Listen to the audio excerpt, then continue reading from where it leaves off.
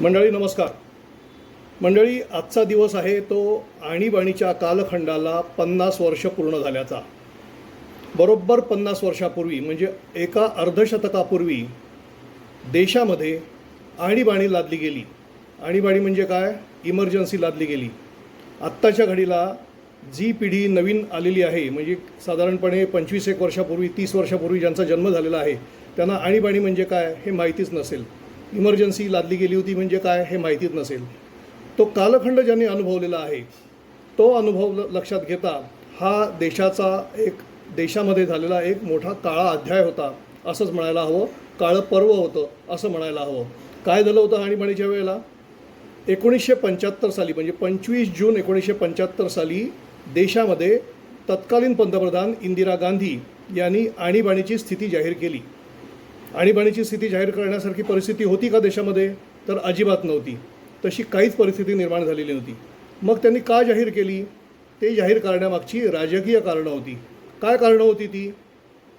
त्यांनी ज्या वेळेला उत्तर प्रदेशामधून लोकसभेची निवडणूक लढवली त्यावेळेला त्यांच्यासमोर राजनारायण नावाची एक व्यक्ती उमेदवार होती.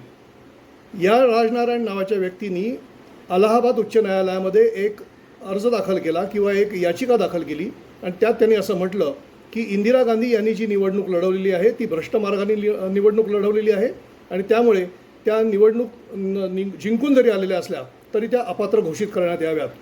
अलाहाबाद उच्च न्यायालयाने त्यावेळेला त्यांच्या विरोधामध्ये निर्णय दिला, म्हणजे इंदिरा गांधींच्या विरोधामध्ये निर्णय दिला आणि राजनारायण यांचं म्हणणं जे आहे ते ग्राह्य मानलं. यामुळे झालं काय?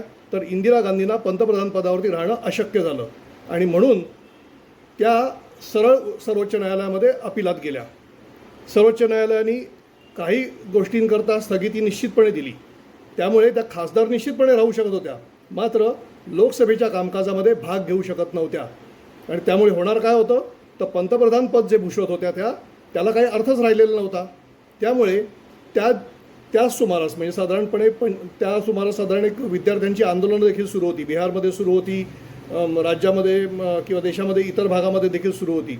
ही आंदोलनं वाढत चाललेली होती. विरोधी पक्ष या संदर्भामध्ये मोठा आवाज उचलायला सुरुवात झालेली होती. हे सगळं दाबून टाकण्याकरता 25 जून 1975 रोजी त्यांनी आणीबाणी जाहीर केली. ही आणीबाणी म्हणजे काय होतं? तर संपूर्ण स्वातंत्र्यावरती घाला होता. सगळ्यांना तुरुंगात टाकण्यात आलं. कोणाचाही आवाज या संदर्भामध्ये येऊ शकत नव्हता बाहेर आणि म्हणून देशासाठी हा काळा अध्याय होता आणि त्याला आज अर्धशतक पूर्ण होत आहे.